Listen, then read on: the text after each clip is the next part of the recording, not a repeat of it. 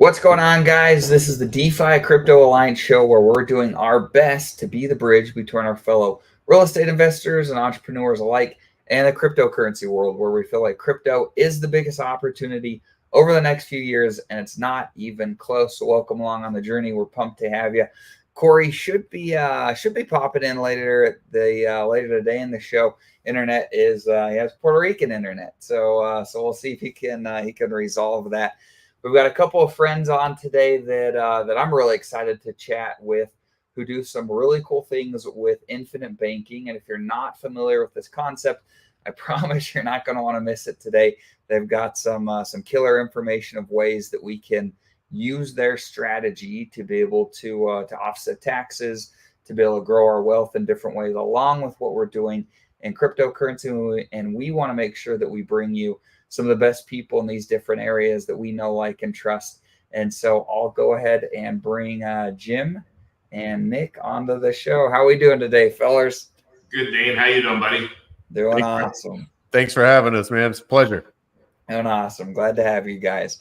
So let's go ahead and we'll jump in. And you guys that are watching the show, feel free to, like always, feel free to post questions in the comments. We want to make sure we get to any of that stuff best we can as we're going through the different topics today. But let's start with you, Jim. Give us a little bit of a background on yourself and how you ended up doing what you do today, and then we'll go to Nick. Yeah, absolutely. You know, when I got out of school, I got into Wall Street as a financial financial planner. And, I was fee-based, full service. And I did that for 15 years. I built a large clientele, 700 million under management, and until I realized that what Wall Street was telling us that my clients were making wasn't really what they were making. And I said, there's got to be a better way.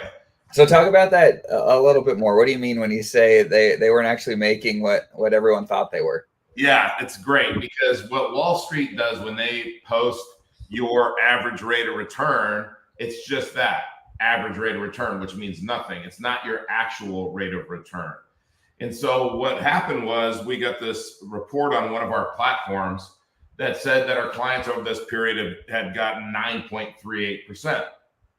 So I thought to myself, wait a minute, I have money in that.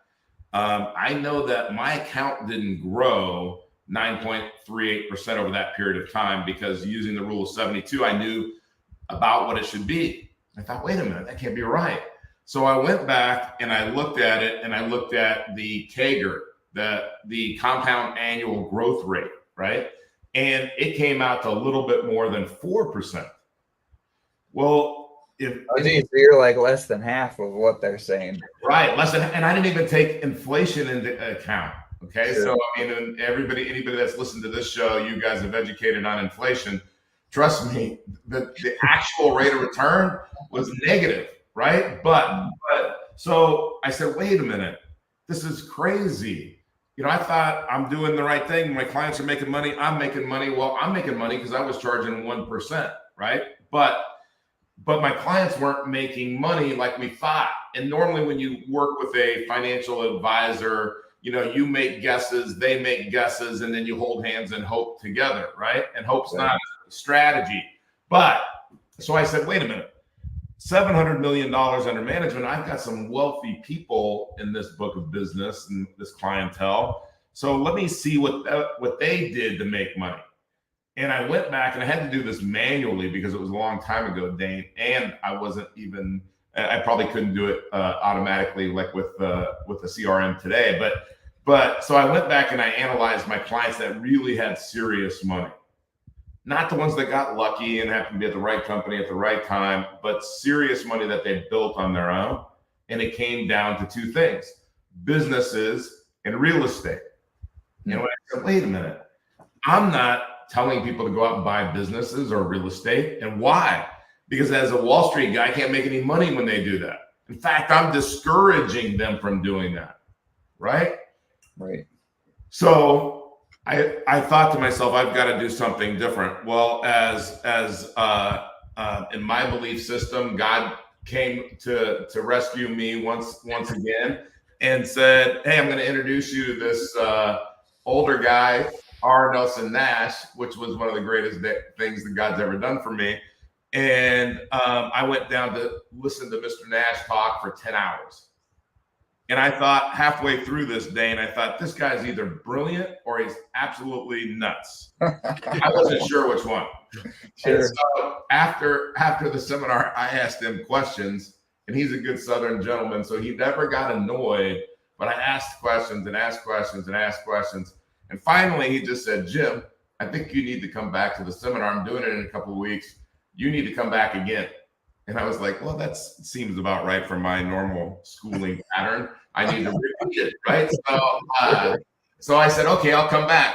So I came back, and about halfway through the seminar, I went, boom, I got it. I got it. It hit me like a ton of bricks. And I realized that we all have a problem. And Nelson said it over and over again, is that we finance every single thing that we buy. We either pay somebody else interest or we give up interest we could have earned somewhere else. There are no exceptions.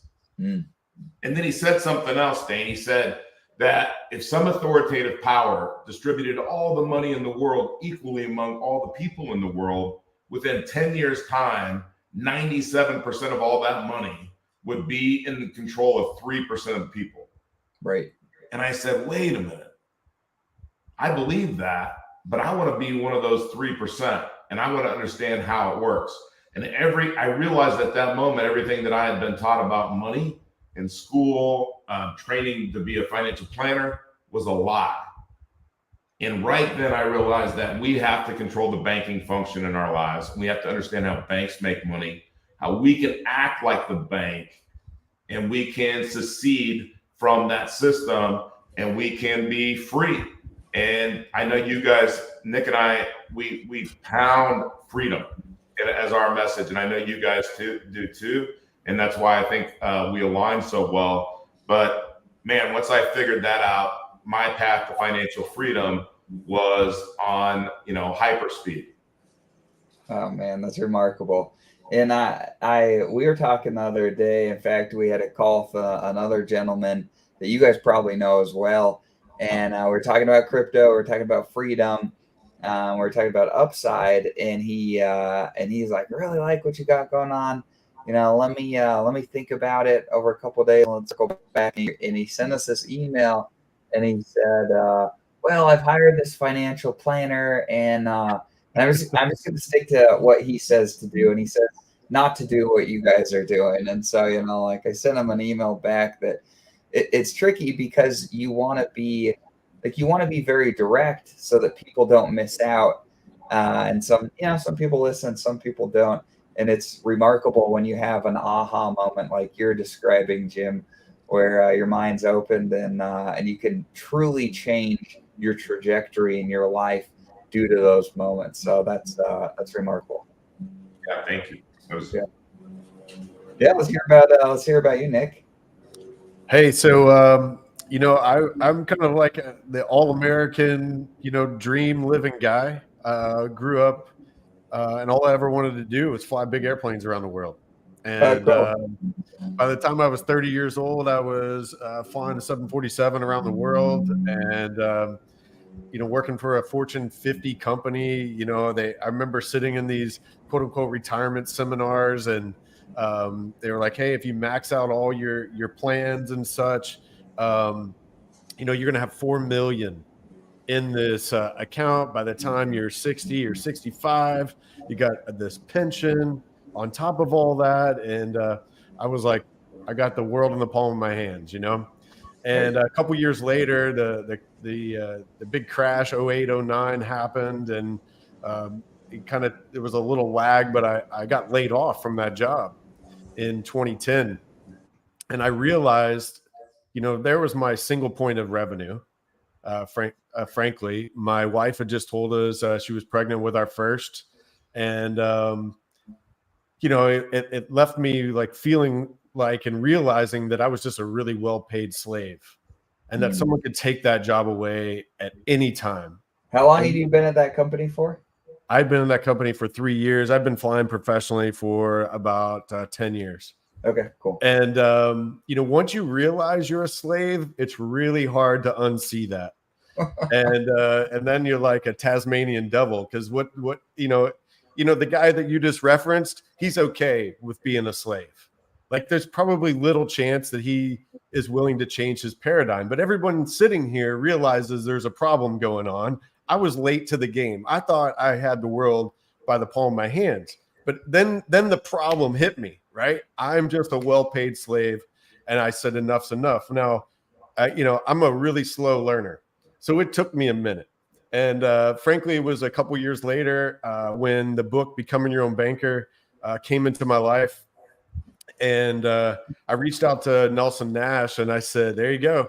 I reached out to Nelson and I said, hey, Nelson, I want to learn about this, but nobody in Kentucky is certified to teach this. I want to be the guy.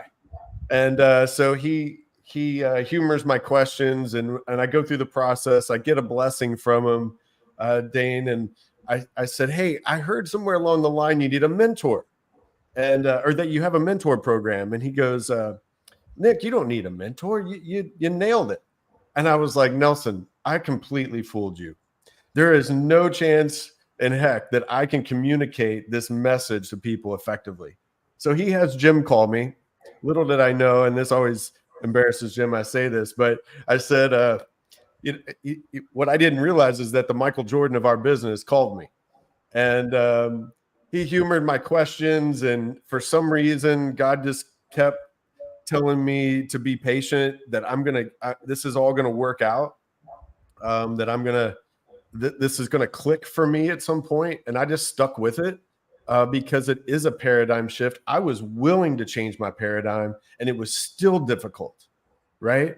But there's something really important in there. And you mentioned this about this guy you were talking to. He didn't have a good mentor. Like, he needs good guidance. He needs to be convicted in what he wants to do. He needs that coaching to take him along that path. That's what you guys are doing in the crypto space. So you got a lot of people here that come and they go, listen, I can barely spell crypto, much less, make this a profitable endeavor for me. And it's the same thing with banking, because no matter how old you are, let's say, at that time I was 35, 36 years old. For 36 years, somebody told me there's a different way to handle your money and swim in the financial space.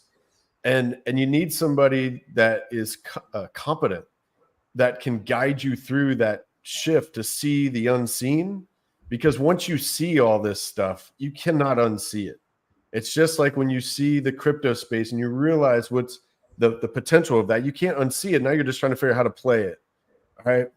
Everybody has a banker in their life. There's no better banker than you, as long as you're equipped with the right information. And that's what we love doing.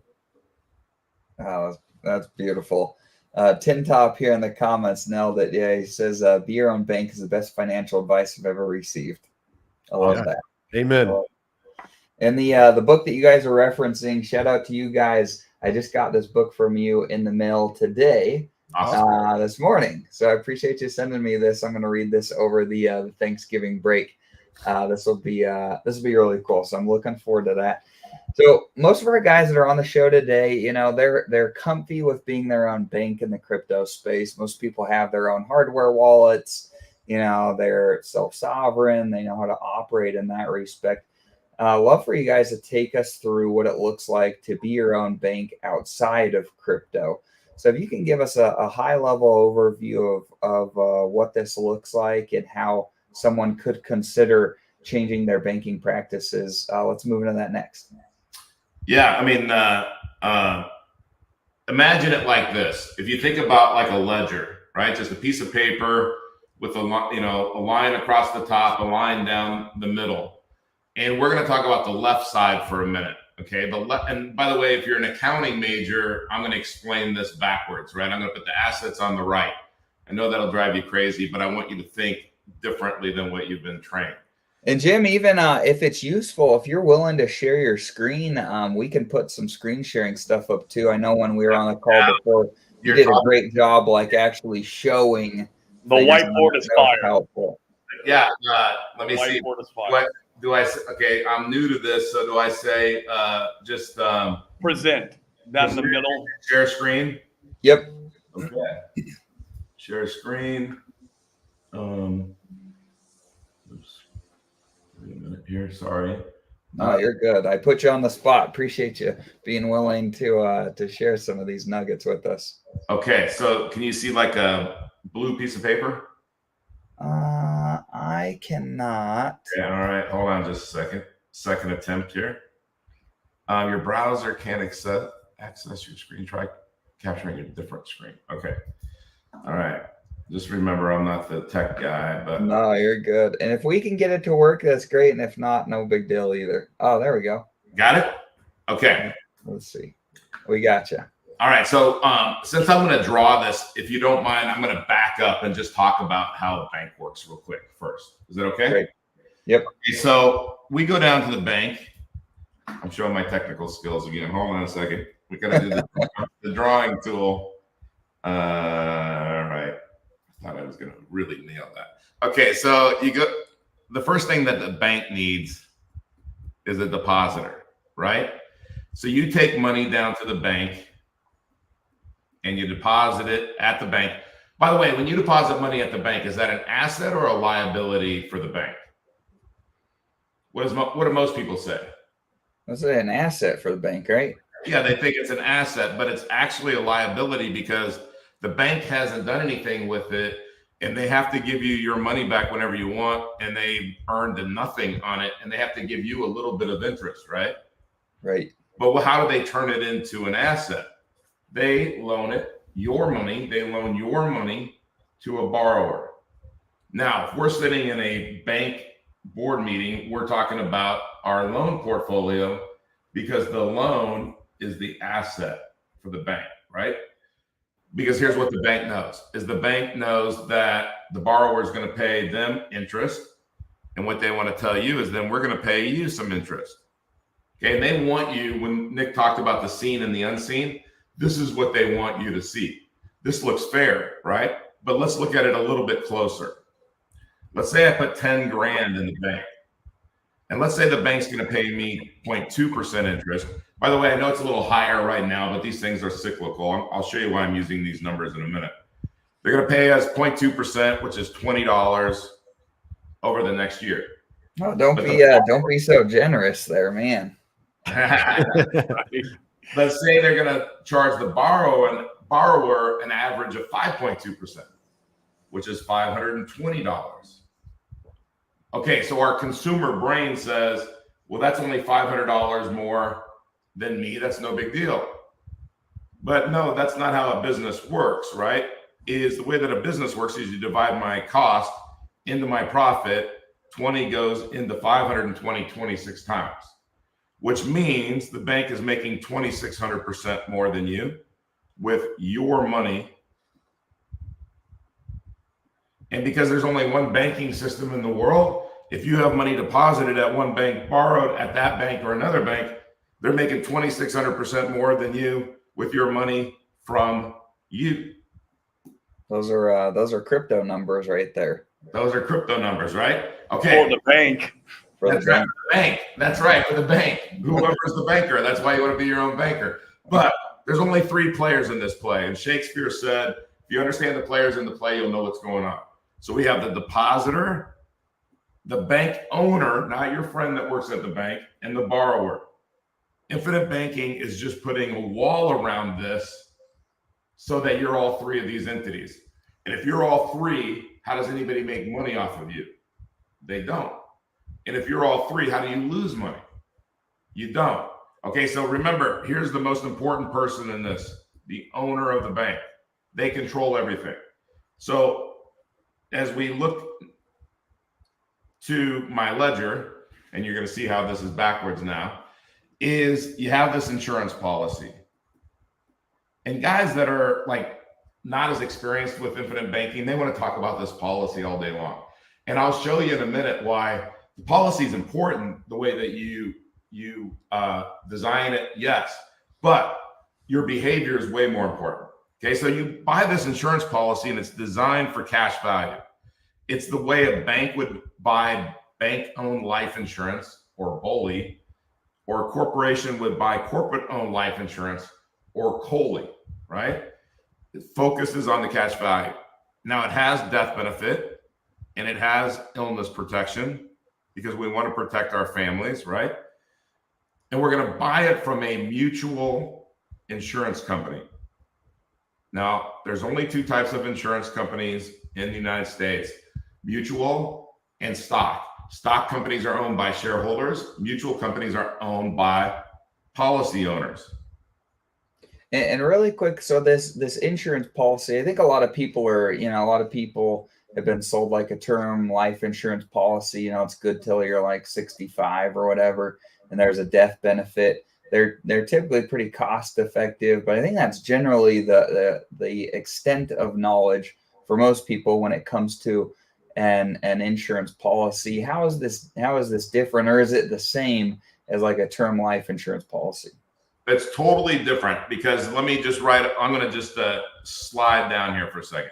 So a term policy works like this. I put in $1. I have $0 of cash value, and I have a ton of death benefit.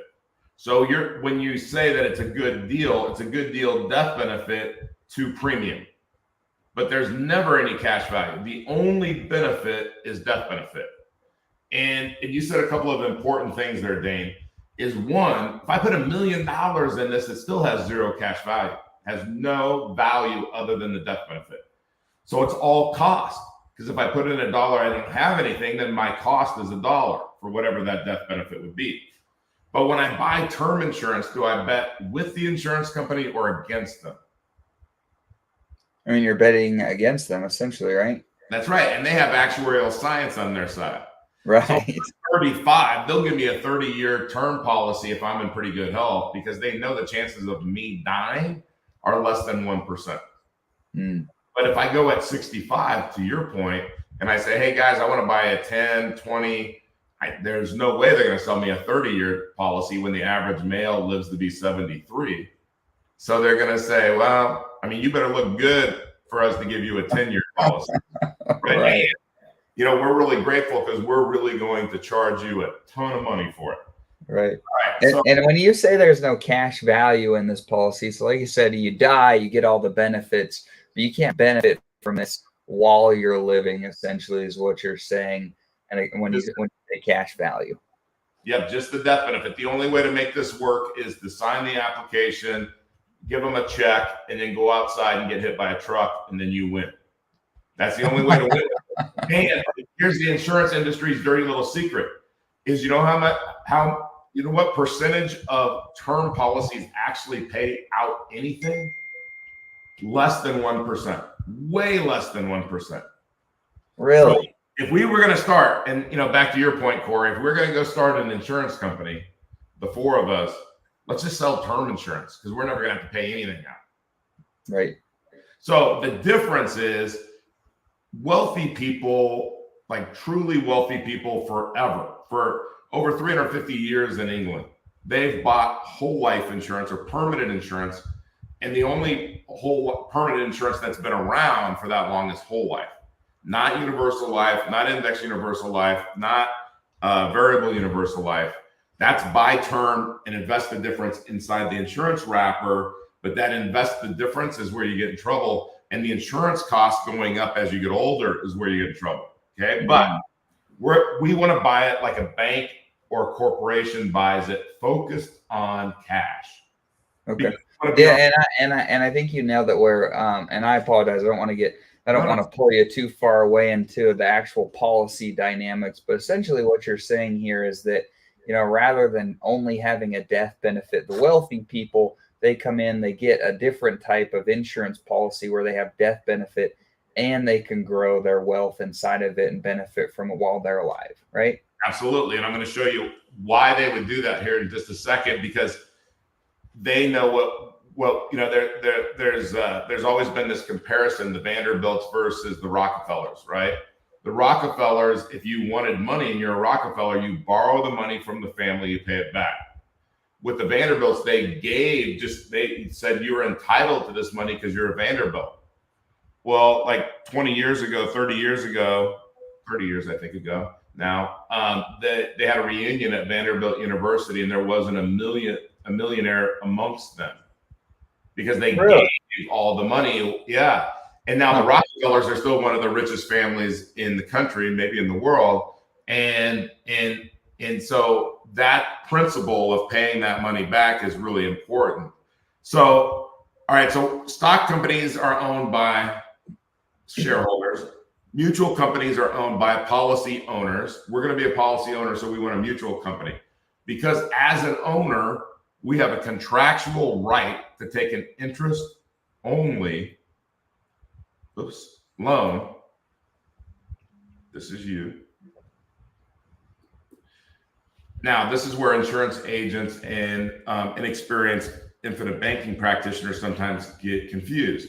When I take this loan, my money never leaves this account. They put a lien on my cash value, and they have to give me their money. All right, now think about that. Now I have other people's money, OPM. I have use and control of it. And remember what the bank wants? The depositor puts money in there, that now the bank controls the money, the owner of the bank. They go loan it to somebody else. They have other people's money. They have use and control of it. Whoever controls the money makes the money, right? Okay, this is an unstructured loan, interest only. It's like, it's this. You take that loan out and you owe nothing. You don't need to make payments. You don't need to tell them why you're taking the loan, anything else. You don't have to do anything until the anniversary date of the policy. You pay the interest. And when you say so, talk about a little bit about, so for instance, like we've talked about on our show multiple times and with people in our group where, you know, like there's been issues at times taking your money from the bank and sending it over to buy crypto, and you know, accounts getting shut down and things like that. Have you ever had any issues with any of your clients when they wanted to take a loan where the insurance company, they're actually qualifying what the money's going to be used for, or that's never an issue? They're not allowed to ask you. You have a contractual right to take that loan anytime you want. And out of all of the priorities that the insurance company has, you're number one. Well, I mean, I can argue that the bank has no right to ask me either what the hell I'm doing with my money, but they do. Oh, I've had to change banks for the crypto companies that I'm involved in, and I don't know how many times. And every time that I go and try to say, hey, can the money that we're making from mining, I want to deposit in here, and then it's a pain. But there's no application. All you do is they tell you what your available cash is. If the loan's over 25 grand, you sign a form that says, I want the money, I want it wired, I want it ACH'd into this account, whatever it is. That's it. They don't tell you to set up a repayment schedule, anything. That's great. I like that. So now you have the insurance company's money, right?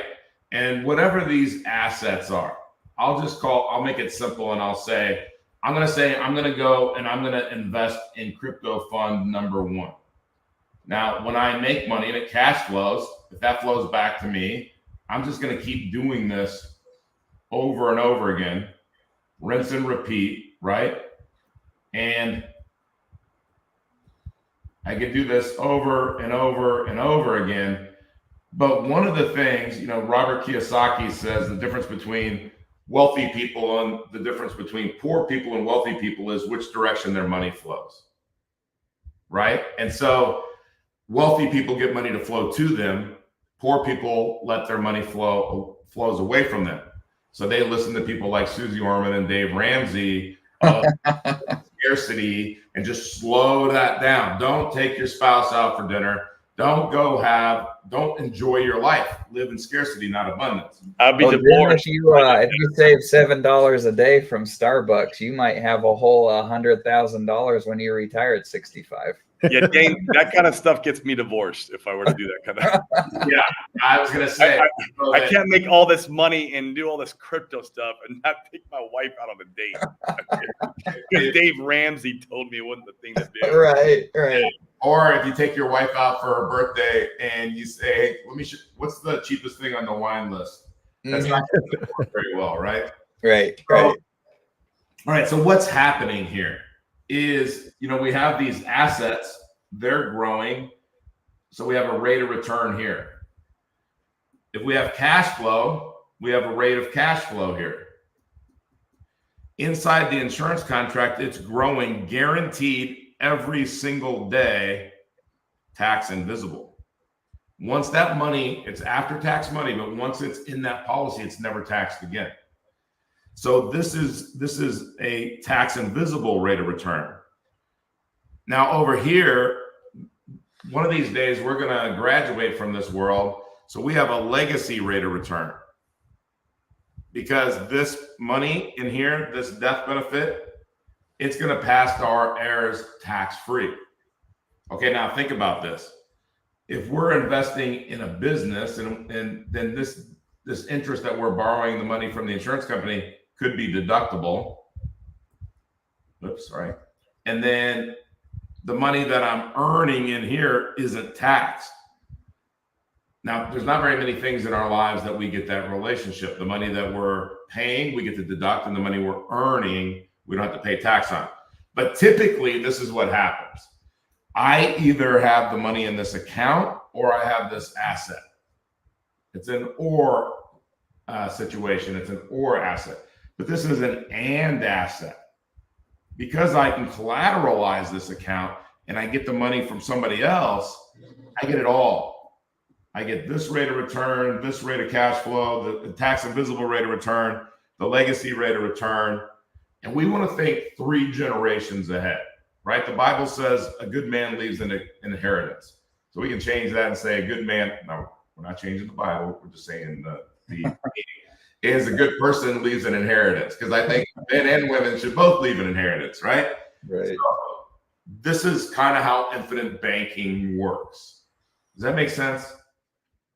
Yeah, in fact, I'd love to give you a scenario that many people that are watching hope that they end up in, and I think it'd be interesting to kind of use this framework and create an example of sorts. So that'd be all right.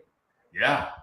All right, let's do it. Let's do it. Crypto Slaw, he's on. He says I could buy like 3 cups with that 100K. That's right. We're 65. 3 cups of what? 3 cups of coffee. With all this freaking inflation. Okay, so let's say Jim, we anticipate that crypto should have a potentially pretty strong year next year. And let's say that we just get a normal crypto, cycle like we've had the last 3 times or so.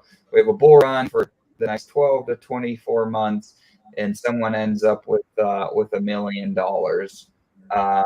in value from their crypto, for instance. How might somebody use infinite banking in that scenario to try to have their money grow, like you're saying, and also have leverage to be able to borrow against it? Yeah. So to answer that question, if you don't mind, let me go to the insurance contract for real quick, and I'm going to give you a lesson in life insurance. So, but only from a cash value standpoint. Okay, this is the spectrum of efficiency. This is the most efficient over here, the most efficient type of policy. This is the least efficient, which we already covered, right? That's term insurance. This is only from cash value. Remember, I put in $1. I have $0. Okay, the most efficient would be a 1-pay policy. I put in $1 and I have $1 of cash value, and I have a little bit more than $1 of death benefit. Could be $2 or $3 of death benefit, depending on your age and underwriting.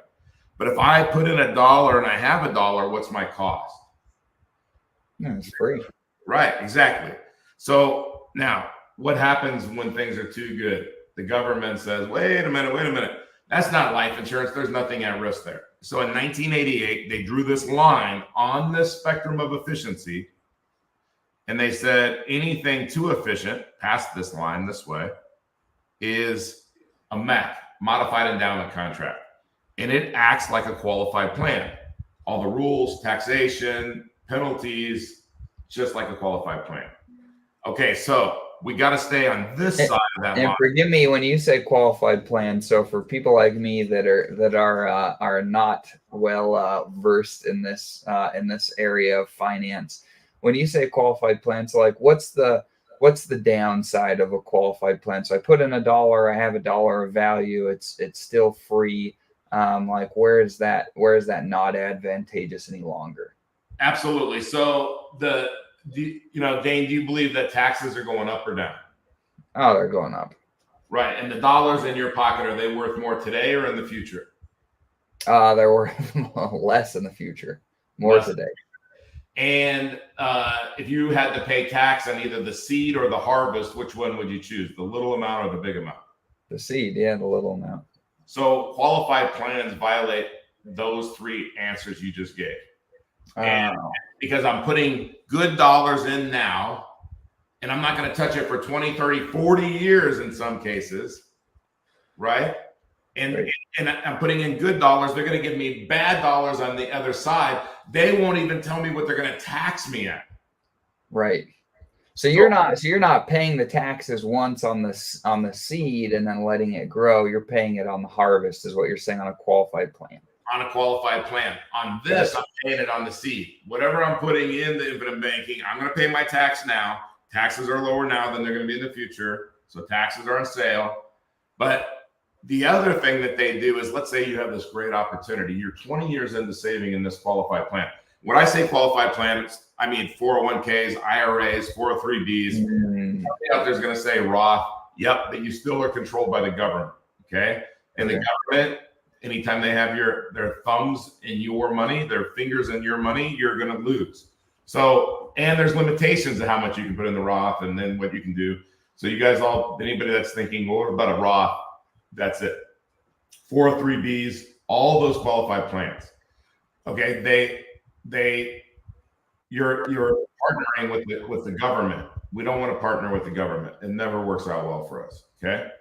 So again, that qualified plan has all of these kind of perils.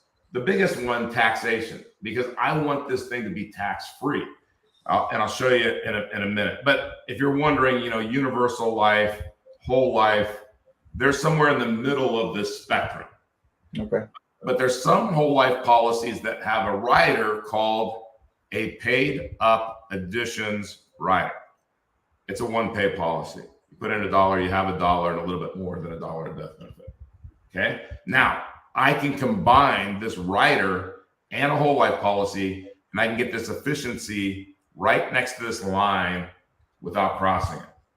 Nice. Now, if I don't use a term rider, and I'm going to show you why in a minute, I don't want to, I can put about 40% in here and about 60% in here.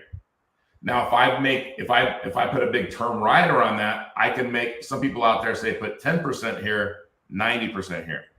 And in the first year, they're right. But I'm going to show you why you don't want to do that. So let's just go and say, and Dane, I know you said $1 million, but I'm just going to use 100,000. I went to public school, so I want to make the percentages easy to understand for me. Okay. So 60% of 100 is 60K. And once again, this is somebody choosing. They've got $100,000. They're gonna put money in one of these policies to become their own bank. That's how you're splitting the money right now, correct? Yeah. So I'm going to put in $100,000 every year. Okay. And I'll show you why here in a minute. And it's, again, this is just an example. In Nelson's book, which we're going to offer to everyone listening, if you want to read it, we'd love to make it our gift to you at the end of this. But cool. On page 14, Nick, correct me if I'm wrong, it says imagination is more important than knowledge. So what I want you to just imagine, and don't get hung up on my example and my numbers, because I'm just giving an example. But if in year one, I'm going to put in $100,000, 60,000 of it is going to go into that paid up additions rider, which is just like your checking account, dollar for dollar. In fact, every year that it goes in, it's dollar for dollar. In fact, I could do this until my hand gets tired. It doesn't change. Okay. So I'm going to show you why Susie Orman and Dave Ramsey don't like whole life insurance. And when you say dollar for dollar, just for once again, from my understanding, you put in 60K, you could borrow 60K is what you mean, right? Yep. Okay. Yep. And you have 60K of cash value that you could withdraw if you wanted to. We would tell you it's better to borrow, but because you get to borrow the insurance company's money and pay interest only. And remember, you finance every single thing that you buy. So if you took it in cash, like Dave Ramsey says, cash doesn't have any value for different reasons than we would say it's going down in value, right? But you have lost opportunity cost if you pay cash for things. Right. You could have earned something. You could have put that money in crypto and made a ton of money. So every time you spend 10 grand, that could have become, your examples that you just gave earlier. I don't even, again, I went to public school. I can't calculate how much that would have been. But so on this side, I put in 40,000. I'm going to have around 2,000. Dave Ramsey, Susie Orman, where did all my money go? Yep. The owner of a business makes an investment. The customer doesn't. You're going to be the owner. Okay. The insurance company charges to set it up. They pay commissions. They pay all the expenses up front. Okay. The next year, I'm going to put in 40 and I'm going to have like 35. So the first year I put in 100, I've got like 62. The next year I put in 100, I've got like 95. The next year is similar. I'm going to put in 100, have 95. But this is what happens in year 4. I'm going to put in 40 and I'm going to have right around 40. Depending on your age and underwriting class, could be a little bit more, a little bit less. That means I put in 100 and I have 100. Now it's in a tax shelter too, by the way, never to be taxed again. So there's no cash drag. There's cash drag here. Yep. If I could fix that, we'd have a line out the door. Okay. The next year I put in 40. I'm going to make it better, by the way. So this is what happens from year 5 down. Remember, this is no infinite banking. This is just how we design the insurance contract. I put in 40, I have 45. Now I'm doing what? Leveraging. Right. Okay. It only gets better every year. So I put in 40, I have 45. By year 10, no infinite banking, remember. I put in 40, I have 60 to use. All right, Corey. So you write me a check for 40,000. I turn around and write you one for 60,000. Are we good? All day, man. Let's go. Right. And if that's the ratio, do you want that first check to be big or small? The first big. Yeah, like you want me to be able to let you write as big of a check as you can that you can, right? Absolutely. Yeah. Let me fork over all my crypto winnings to you and then pull out double if I could, or a half. Absolutely. And yeah, I love it. And then I would go into real estate with it. Yeah. Well, and then okay, so remember I said on YouTube and some of these marketers that are inexperienced, and we have a lot of stuff on YouTube and it's great. But some of these guys that are just marketers, they say, Jim, put 10% in this, 90% in this, and you can move this line, this MEC line over here on the efficiency. In year 1, I'll have 80 to 85% cash value to my deposit instead of 62% or somewhere around there. Okay, I get that, year 1. But remember, Corey answered the question. I want this to be a big check. I don't want to put in 10 and have 15.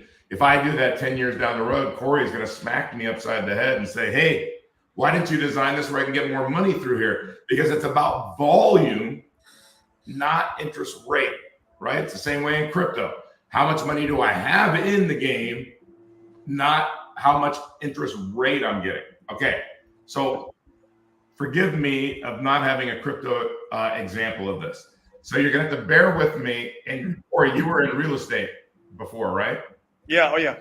And then both me and Dane. Both you guys were. And then you got out of that to do crypto. So my example for real estate will not be as good as crypto.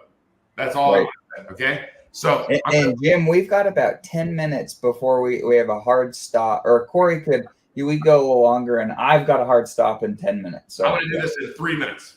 Okay. And I'm sorry to go off on a rant here. So the first year I put in 100, I'm going to have 60. Okay. I'm going to use that as a 20% down payment.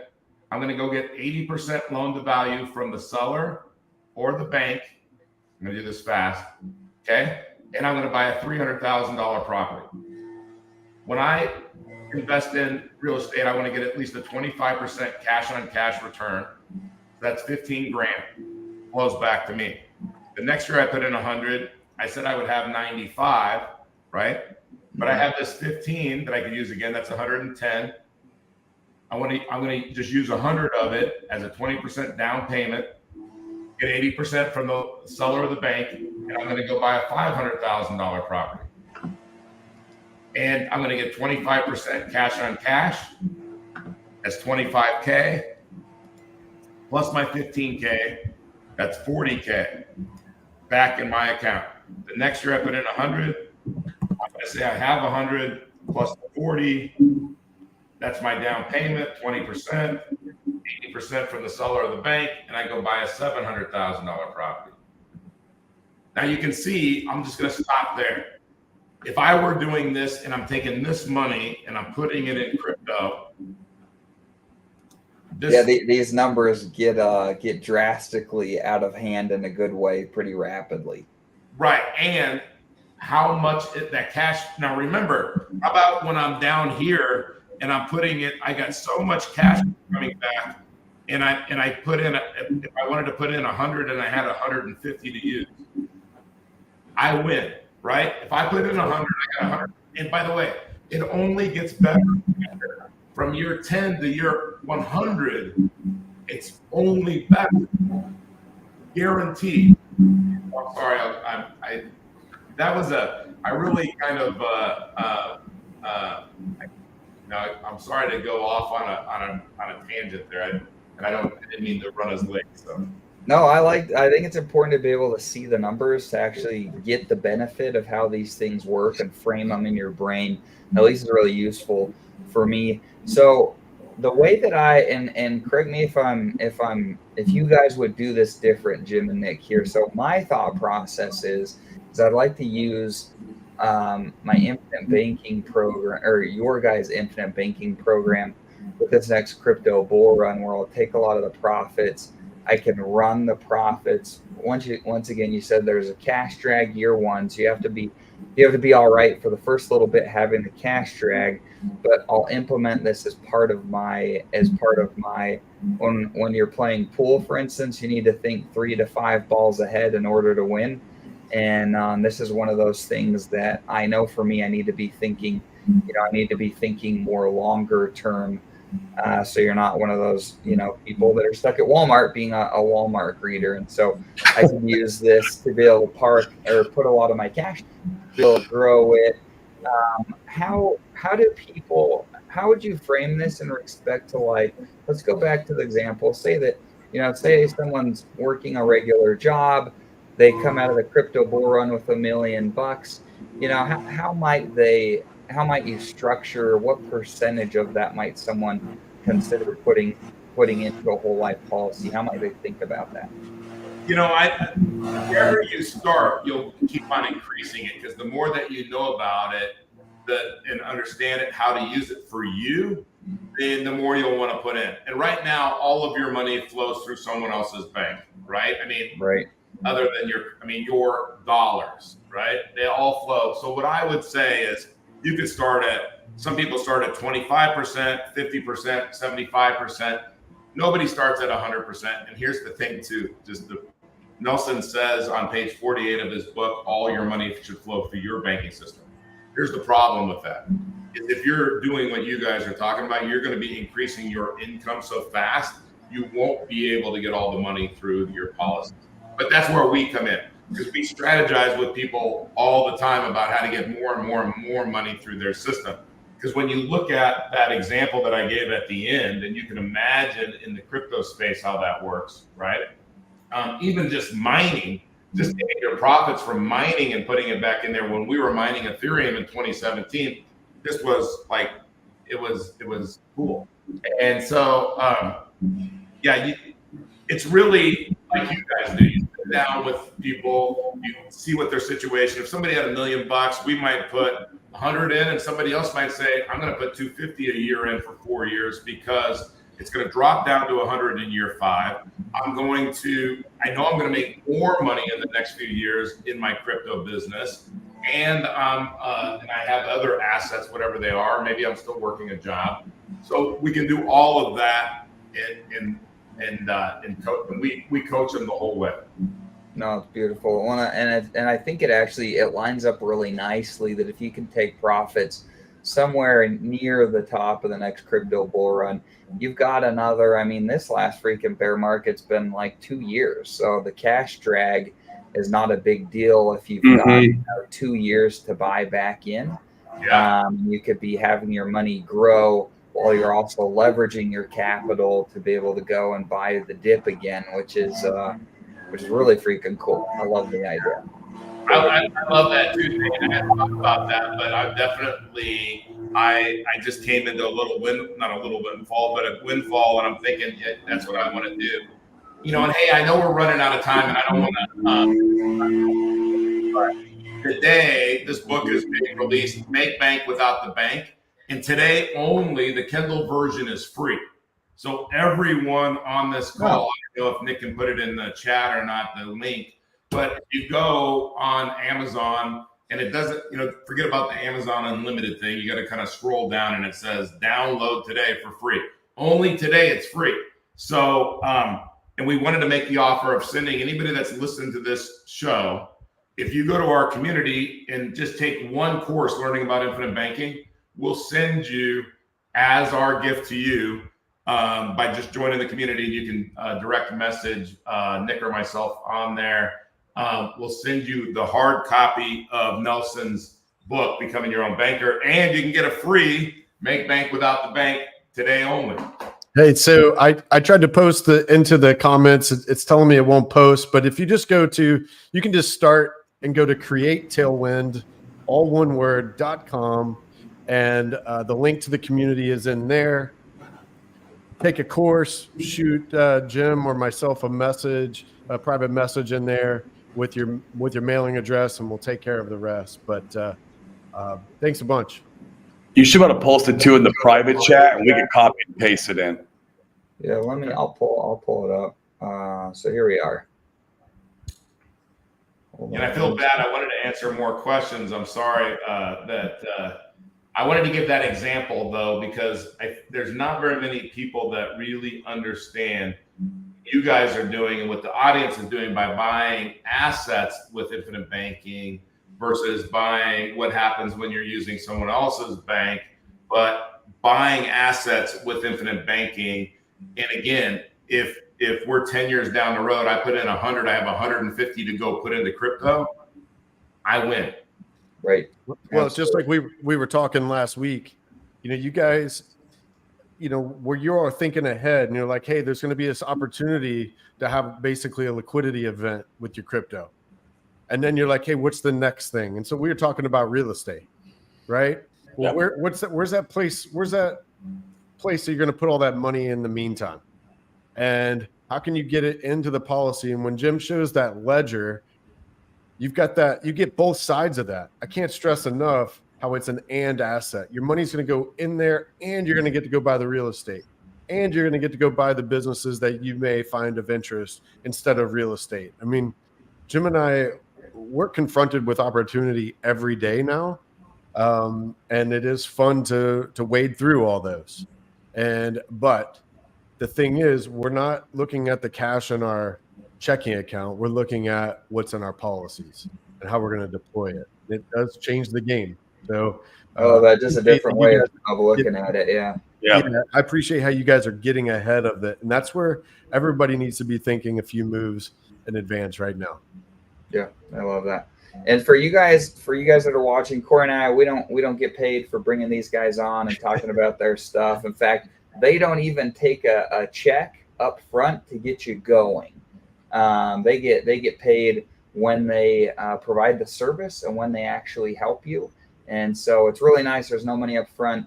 They'll send you a free book. This is something that is part of my plan to be able to grow my wealth. I'm sure Corey as well, where we will start implementing these types of things as we're looking to exit the bull market and be able to take advantage of these strategies so you can truly grow your wealth. The last thing you want is to have no plan. We've talked about it many times on the show, but have no plan with your crypto gains, get crushed in taxes, and ultimately, many people lose it. You're a lottery winner if you have no plan, and lottery winners tend to give all their money away and short periods of time. So we want to provide the people that we know, like, and trust that are doing big things that can help us all preserve our wealth and grow it as well. And these are a couple of guys that we respect and really appreciate them coming in and sharing their stuff. So once again, heavily recommend coming and checking their stuff out. CreateTailWind.com. You can come in and see all their type of stuff. This can get really technical, and they're here to answer questions, to help out. And so, yeah, once again, if you like what this is about today, come and check it out. I promise you guys aren't going to be left disappointed. Thank you. Yeah, thank you guys. And yes, one of these days we will have a crypto-based life insurance policy. I know that somebody out there in that audience is either asked or wants to ask that question. We will have it one day.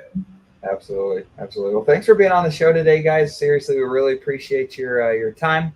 Once again, come and check these guys out. And with that, you guys, hope you have a great day. See you guys. Thank you. Yeah.